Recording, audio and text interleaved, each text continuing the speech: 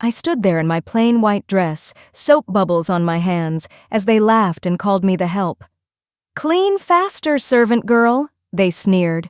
But when the door opened and he walked in, their laughter died.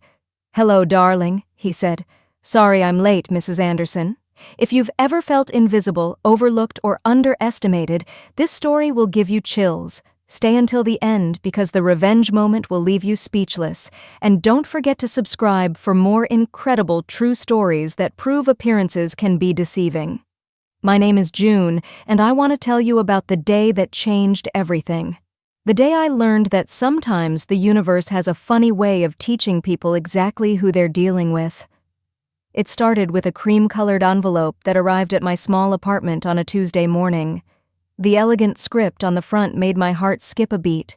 It was an invitation to my cousin Amanda's wedding. Amanda and I hadn't spoken much over the years. She grew up in the wealthy part of town while I worked 2 jobs just to pay rent. But family is family, right? At least, that's what I thought back then. I held that invitation in my hands for what felt like forever, staring at the gold embossing and the fancy address, the Willowbrook Country Club, a place I'd only seen in magazines. Part of me wanted to throw it away and pretend I never received it. What would I wear? How would I fit in with all those rich people? But something deeper inside me, maybe pride or maybe just curiosity, made me decide to go. The next few weeks were spent preparing. I looked through my entire closet, trying to find something appropriate.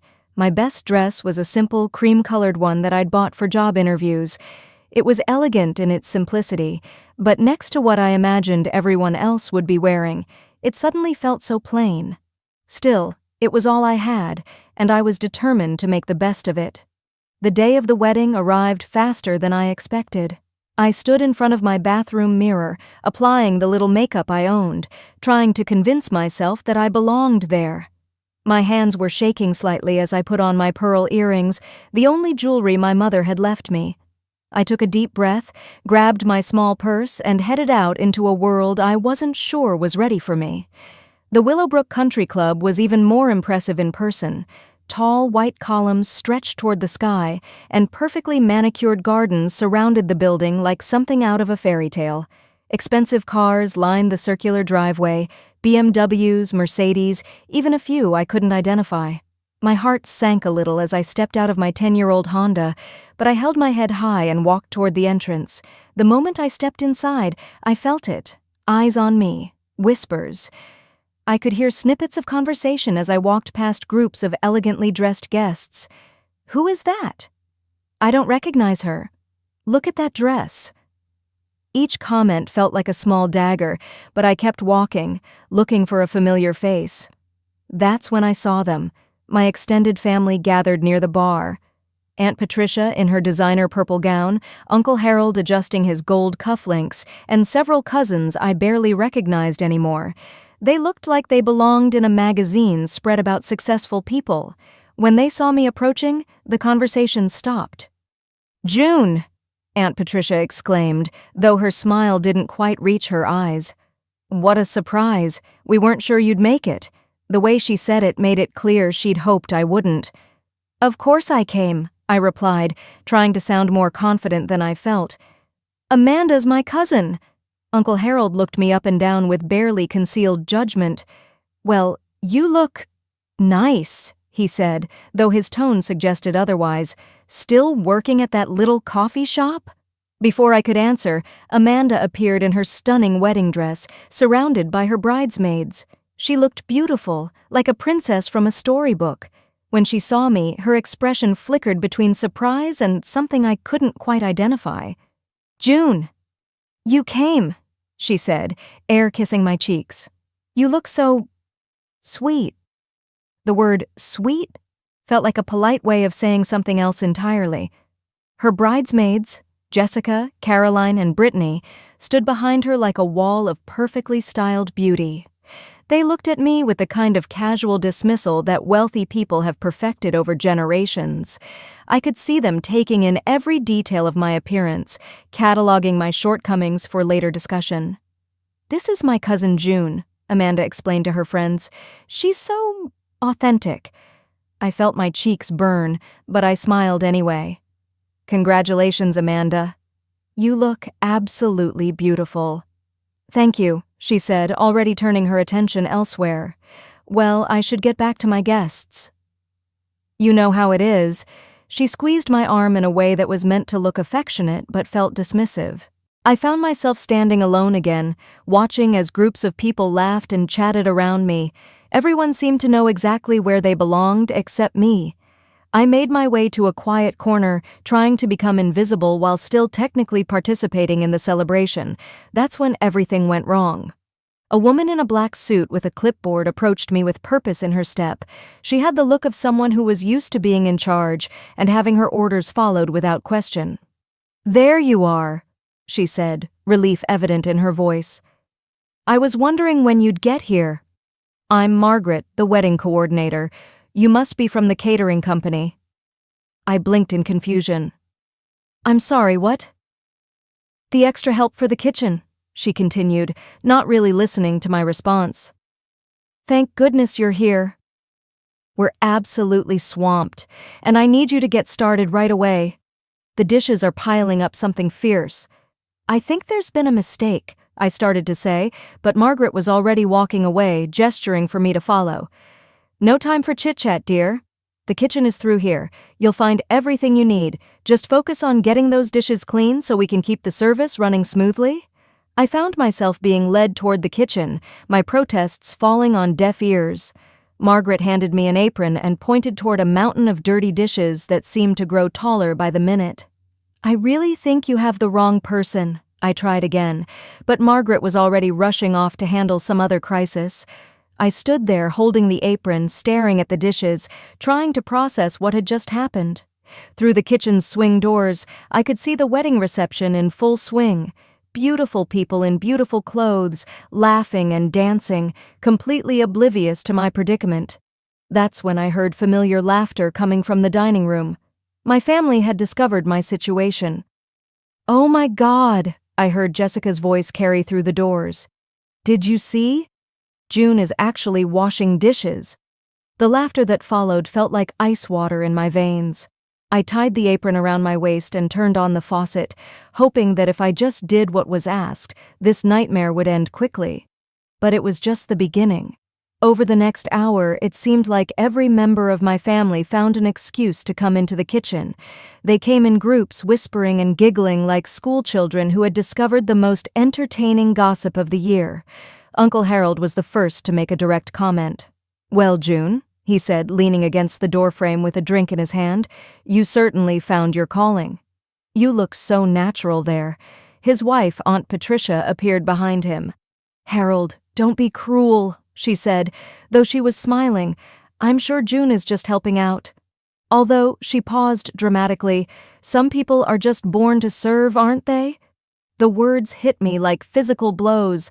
I kept my hands busy with the dishes, scrubbing harder than necessary, trying to focus on anything other than the humiliation building inside me. Caroline, one of Amanda's bridesmaids, pushed through the door next. "Oh, this is too perfect," she said, pulling out her phone. "June, smile for the camera." This is going straight on my story. When you lie on your resume about your experience... "Please don't," I said quietly, but she was already snapping photos. "Come on, it's funny," Brittany chimed in, appearing beside Caroline. "Look at her go." "Maybe we should tip her. Do we tip the help at weddings?" More laughter, more phones coming out. I felt like an animal in a zoo, being observed and mocked for entertainment. Amanda herself finally appeared, and for a moment my heart lifted. Surely she would put an end to this. Surely my own cousin would defend me. "Oh, June," she said, shaking her head with what looked like pity.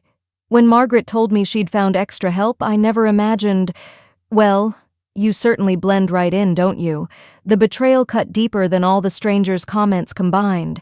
This was family. This was supposed to be the person who remembered playing together as children, who knew that I was more than whatever I appeared to be in this moment. "Amanda," I started, my voice barely above a whisper. "Don't worry," she said, patting my shoulder condescendingly. "We won't tell anyone this is how you're making ends meet now. Your secret is safe. The assumption that I was actually hired help, that I was so desperate for money that I'd taken a job washing dishes at my own cousin's wedding, was somehow even worse than the original mistake. As the evening wore on, the visits became more frequent and more cruel. Someone spilled wine on my dress accidentally. Someone else suggested I clean the bathrooms next. The jokes got meaner, the laughter louder, and I felt myself shrinking smaller and smaller with each passing moment. I was reaching my breaking point. My hands were raw from the hot water and harsh soap.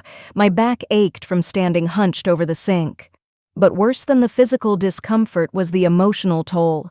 I had never felt so small, so worthless, so invisible as a human being. Jessica appeared again, this time with a wine glass in her hand and cruelty in her eyes. "You know, June," she said, swaying slightly, "this really suits you. I always wondered what happened to people who don't marry well. Now I know. That was it. I was done. I was going to put down the dish towel, walk out of that kitchen and never look back. I was going to leave these horrible people to their perfect lives and go home to my small apartment where at least I could maintain some dignity." I had just reached for the towel when the kitchen door opened one more time. But this time, the laughter stopped. A man walked in, tall and distinguished, wearing a perfectly tailored charcoal gray suit that probably cost more than my car. His presence filled the room immediately. There was something about him that commanded attention without him having to say a word. His dark hair was styled impeccably, and when he looked around the room, his gray eyes seemed to take in every detail with sharp intelligence. I recognized him instantly, as did everyone else. Benjamin Anderson, the tech billionaire whose company had revolutionized online commerce. His face had been on the cover of Forbes magazine just last month. He was the kind of person that people like my family spent their lives trying to impress. The silence in the kitchen was deafening. Jessica's wine glass seemed frozen halfway to her lips. Caroline's mouth hung open. Even Amanda, still in her wedding dress, looked like she'd seen a ghost. Benjamin's eyes scanned the room until they found mine, and then his entire demeanor changed. The sharp business expression melted into something warm and loving and infinitely relieved. "Hello, darling," he said, walking straight toward me. "Sorry I'm running late." I felt tears prick at the corners of my eyes as he approached. Not tears of sadness this time, but tears of relief so profound that my knees nearly buckled. "Mrs. Anderson," he said gently, reaching out to take the dish towel from my hands. "What are you doing in here?" The room exploded into shocked whispers. I heard someone gasp. Someone else whispered, "Mrs. Anderson?" like they couldn't believe their ears. Benjamin's hands were warm as he carefully removed the rubber gloves from my fingers. His touch was gentle, reverent, like I was something precious that had been mishandled. "I got a little mixed up," I said softly, and he smiled at the understatement. "I can see that," he replied, his voice filled with affection. He looked around the room at my tormentors, and I watched as his expression shifted back to business mode. Not angry exactly, but coldly calculating. "I don't believe we've been introduced," he said to the room at large. "I'm Benjamin Anderson, June's husband." The words hung in the air like a bomb that hadn't quite exploded yet. I could see my family members trying to process this information, their faces cycling through confusion, disbelief, and dawning horror. Amanda found her voice first. "Husband?" she squeaked. "2 years now," Benjamin confirmed, wrapping his arm around my waist in a gesture that was both protective and possessive. We kept it private initially due to the nature of my work, but I think those days are over. He looked down at me with such love that I felt my heart swell. "Darling, why don't you tell me what happened here? And please don't leave anything out." So I did. Standing there in that kitchen, with soap stains on my dress and my hair falling out of its careful arrangement, I told my husband exactly what had transpired.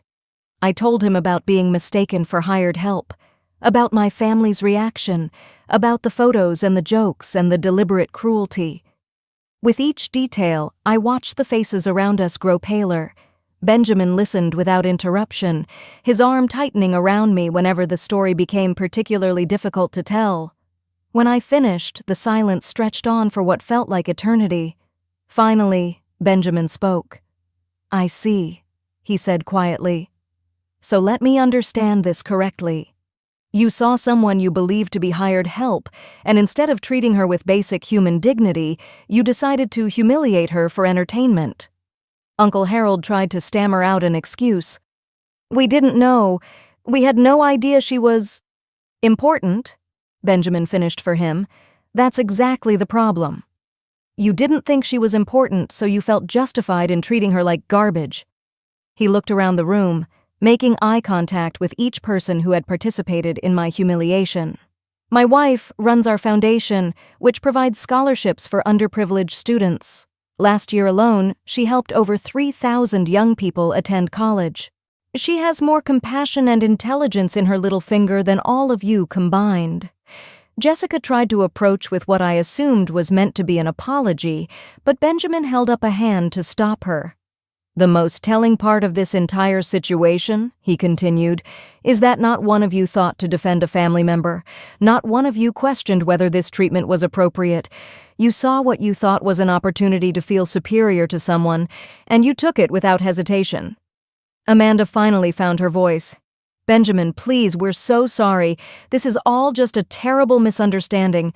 We love June. We would never—" "You would never what?" he asked sharply. "Treat working people like they're less than human? Mock someone for their job? Take photos of someone's humiliation to share on social media? Because that's exactly what you did." I watched as my cousin's face crumpled with the realization of what she'd done. But Benjamin wasn't finished. "Here's what's going to happen," he said, his voice carrying the authority of someone accustomed to making decisions that affected thousands of people. "This venue? It's owned by one of my subsidiary companies. After tonight, it will no longer host private events. Instead, we're converting it into a community center." The gasps around the room were audible, but Benjamin continued undeterred. "People who judge others based on their appearance or perceived social status don't deserve places like this. But people who work hard and treat others with dignity, they deserve beautiful spaces too." He turned to me then, his expression softening completely. "Are you ready to go home, love?" I nodded, suddenly exhausted by the entire ordeal. Benjamin helped me out of the apron and straightened my dress with the same care you might use handling delicate silk. As we walked toward the kitchen doors, I could hear frantic apologies being called out behind us. People were trying to explain, to justify, to somehow undo what had been done. But Benjamin didn't acknowledge any of it. We walked through the reception hall together, past the beautiful decorations and the elegant guests. I'm sure people were staring, probably wondering why Benjamin Anderson was leaving Amanda's wedding early with a woman in a stained dress. But for the first time all evening, I didn't care what anyone thought. Outside, Benjamin's car was waiting, a sleek silver sedan that looked like it belonged in a movie. He opened the passenger door for me, something he'd done every single day since we'd started dating 3 years ago. "I'm sorry I was late," he said once we were both settled in the car. The Tokyo call ran longer than expected, and then traffic was impossible. "It's okay," I said, though we both knew it wasn't really okay. If he'd been there from the beginning, none of this would have happened. "No, it's not," he said firmly. "You should never have had to endure that alone, and I should have insisted we announce our marriage publicly from the beginning." I leaned back against the soft leather seat and closed my eyes. Why didn't we? Really? He was quiet for a long moment as we pulled away from the country club. "Because I was scared," he admitted finally. "Scared that people would think you were only with me for money. Scared that the media attention would change us. Scared that I was being selfish keeping you in my complicated world. And now? Now I realize that keeping our relationship secret was the selfish thing. It left you vulnerable to exactly what happened tonight." He reached over and took my hand. "I'm proud to be your husband, June. I want everyone to know it." The next morning, Benjamin's social media accounts, which were followed by millions of people, featured a single photo. It was us on our wedding day 2 years ago, me in a simple white dress that I'd bought off the rack, Him in a suit that probably cost more than most people's cars. We were laughing at something off camera, and the joy on both our faces was unmistakable.